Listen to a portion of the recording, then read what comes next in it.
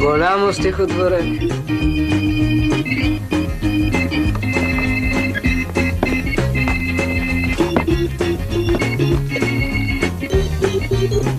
Пламене!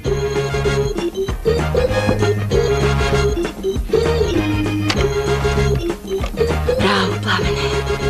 Браво! При мене всякакви са живели, но ти си първия поет. Браво! На тази възраст всички прописваме. Почваш да печелиш. Заповядай, хазайки. Не. Домашна е. Страшно съм напълняла, нали? Не. Даже напротив. Да, заповядай.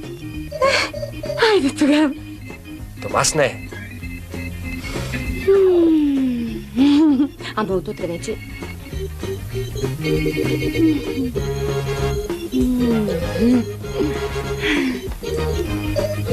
Заменям самостоятелна стая срещу вашите години. Ама едва ли някой ще иска. Защо? Знаете ли колко закъсали има?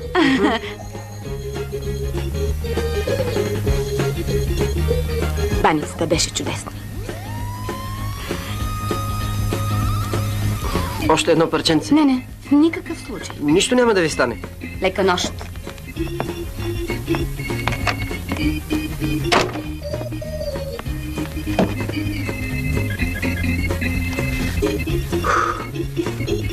Ще взема да се прежаля. Ама грехота е, стара жена. Не е чак толкова стара. Ще вземе да се ожени за някой вдовец с 3 деца. Та ще ни изхвърли всички на улицата.